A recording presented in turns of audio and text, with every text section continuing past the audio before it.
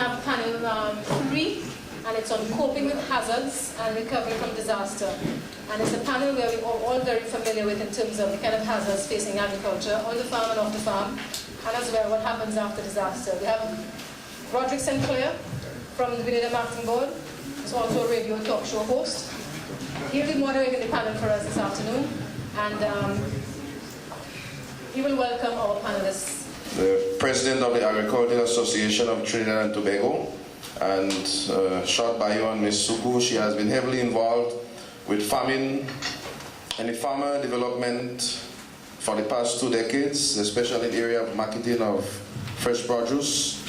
In addition to that work, she also served in various capacities on the Caribbean Farmers Network, CAFAN, and also the Exporters Association and other community activities. Okay. All right, we also have Dr. Guido Marcel, who is to her next left there. And Dr. Marcel's bio, if I read for you, says Dr. Guido Bennett Marcel is a graduate of the University of the West Indies with a Bachelor of Science in Botany and Chemistry, a Master's degree in Chemistry, also a PhD in Pharmacognosy from the University of Illinois in the US. He's a researcher and lecturer in many meetings and workshops. He served at the Produce Chemist Lab in Grenada as the Chief Analytical Chemist and Laboratory Coordinator. He has held many other positions such as the Chairman of the Bureau of Standards, the Pesticide Control Board, the Grenada Pharmacy Council, National Committee of the Organization for the Prohibition of Chemical Weapons, and Focal Point for Prior Informed Consent, PIC Rotterdam Convention. These are critical issues because it's disasters we're talking about.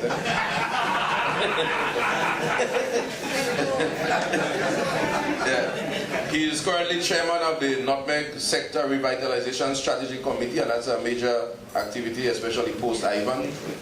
Dr. Marcel is involved in many publications. He co-authored a book on Caribbean Spice Island plants in 2004. He also authored another book on the handling and processing of nutmegs and herbs, herbs with best market potential. He is also involved in the nutmeg strategy and also the disaster risk policy for agriculture in Grenada. That has to do with the whole issue of insurance and crop insurance and so on. That is supported by FAO and UNCTAD. So he's also an integral part of that. And that is also have some implication for the nutmeg strategy. No problem. Okay, then we have brother from Haiti, from Haiti actually, Haiti, Ale Tomel, and he has lived and worked in Haiti basically, but he has done a lot of things. He is an agroecologist who studied agriculture and environmental science in Haiti. He holds a master's degree in natural resources and environmental management from the US, and has technical specialization in rural development project management from Belgium. So he also has some European involvement. He has worked for a local Haitian NGO firm and foundation as coach young professionals in their jobs and other academic pursuits. He has published several articles. He's also involved in various forums and discussions both in Haiti and the US. His field of interest though, and expertise is rural development with regards to rural tourism, watershed management, farmers, rural entrepreneur associations. Actually, he is now heading ICA's work in Haiti with the Ministry of Agriculture as a project specialist, where he has at his disposal $7 million to manage, complement World Bank, European Union, IFAD, and USA. So he has what it takes. Okay. All right. We also have Dr. Keith Amel from CABA, as the Caribbean Agribusiness Association. He's based out in Jamaica, and he's also director of the Caribbean Broilers. We have integrated member of the Caribbean Poultry Association. Okay, so here we have folks in all different diversity, and of course we have you in the audience. And we will discuss the whole issue of coping with disasters. And we know what are some of the key disasters we have in the Caribbean: hurricanes, flooding, drought issues, we have issues of different pests invading our agriculture system, both in terms of crops and in terms of our plants and the whole biodiversity. As we get moving, I would turn the table over to Ms. Suku, because when we look at it, at the end of the day, what we want to look at is how do we feed ourselves. I think that's the bottom line of the whole factor. And she comes from that deep background. So the question is for Ms. Suku, what is the experiences? What can you speak to us about in terms of our farmers, our producers affected by the whole issue of some of these issues of hazards in the region? We here from the Caribbean Farmers Network. I'm one of the directors of CAFAN. Also here in my capacity as president of the Agriculture Society of Trinidad and Tobago. And the issue of flooding continues to be a very, very serious concern and a major setback to agriculture production in Trinidad and Tobago. I know it's also happening to other countries in the region. We have recognized from the farming community in Trinidad that the government, the state, they need to play a more proactive role in dealing with the issues, the infrastructure issues. Unless we can get these very, what I will say, simple issues resolved, we will continue to have that problem. Over the past few years, the agriculture sector in Trinidad and Tobago has suffered, the farmers have suffered severe financial losses to their crops. Today, there are some compensatory measures that the government has in place, the Ministry of Food Production. But that in itself is not enough. Because to date we are using a valuation system, I think that is still from the 1990s was done. You're still paying farmers 60 cents for a tomato tree. And you know, these are the kind of issues that we are facing in terms of compensating farmers. But we are saying that once the infrastructure is there, once the state steps in and upholds its responsibility towards putting these infrastructures in place so that our farmers can produce, there will be no need in the long term for compensation, flood relief and so on. Even that in itself, farmers accessing the flood relief and compensation for losses in crops at this point in Trinidad is a very tedious task. Because sometimes you find the officers from the ministry, the extension division, coming days after the flooding have taken place. And they will come and tell the farmers in a very disrespectful way, but I ain't seen no water on your lands. But the thing is, you have come 7 days after the flooding occurred. And sometimes, you know, they will tell the farmer, oh, that's all right, you could probably do some fertilizing and try to see if you could resurrect those plants and move on. Apart from that, what we have been finding lately with these individuals, they are not too knowledgeable as to the extent of damage water can cause to farmers' crops. And a classic example is in Felicity recently, where a farmer's 5 acres of pawpaw, right? Water stayed in the area there for a couple of days. And the trees were standing when the officers came, and he said to the farmer, well, the trees are still standing. You can't get compensation for that. But he didn't understand that over the next few days, few weeks, the fruit started to drop off and everything else, that happens when you have flooding came about to the farmer's crops. Let's start with drought. In 2005, 2007, it was a period of drought in Haiti, and the productivity of the land declined. And if you remember, in 2008, there was people on the street, and the head of the government has been resigned, has to resign.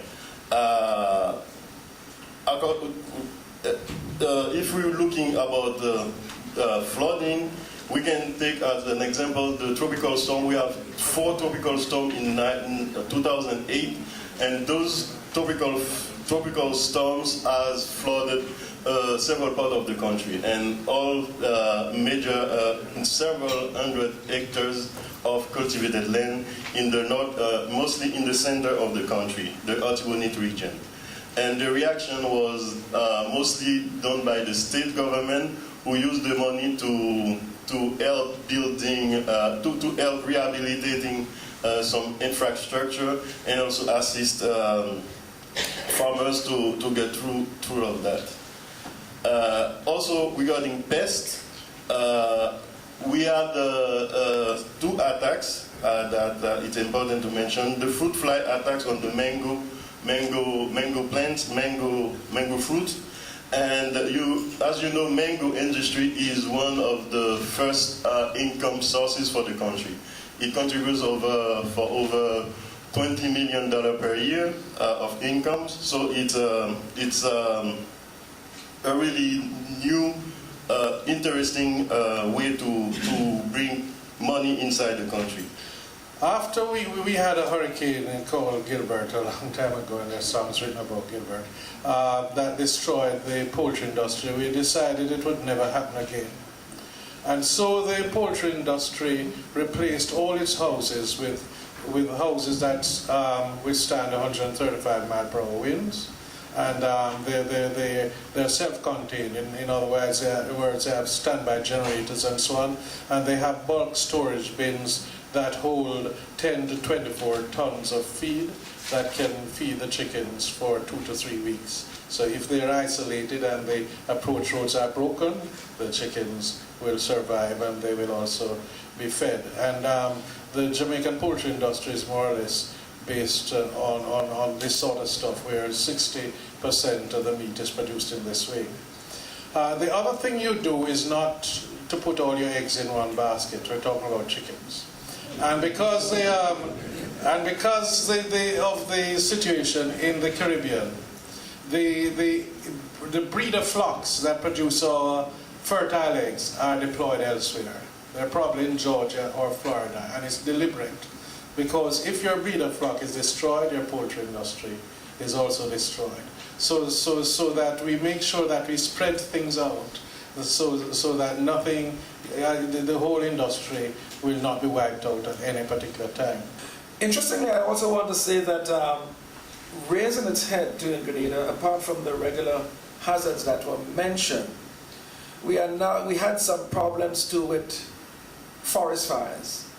And some farmers did lose some crops last year with forest fires. This year with forest fires. And it's a kind of new phenomenon. It has happened before. We used to be maybe on the borders, on the fringes, but it actually invaded some farmlands this year. That has created some concern. And apart from the others, so the other one is of great concern to us here is predialarceny. I don't know if we could consider it a pest, a hazard, a disaster, but it seems to be all the above. All the above. And as a matter of fact, as you speak to farmers these days, they say stop using the refined lettering. Nomenclature, predialarceny. It's just teething. People are just teething. And I could personally attest to this. Because at 6 o'clock this morning, I got a call from the gentleman up on my little farm saying that most of your avocados has disappeared yesterday. And most likely will be making its way to Trinidad today.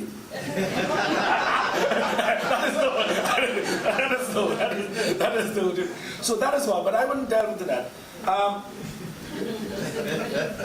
We were indeed struck very severely in 2004 and 2005 by two hurricanes. In 2004 we had Ivan, and in 2005 Emily.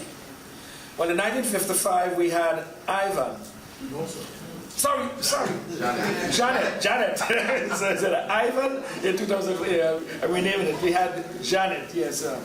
What was very interesting as the recovery from Hurricane Ivan was observed, the insurance company placed into the economy as much as $500 million.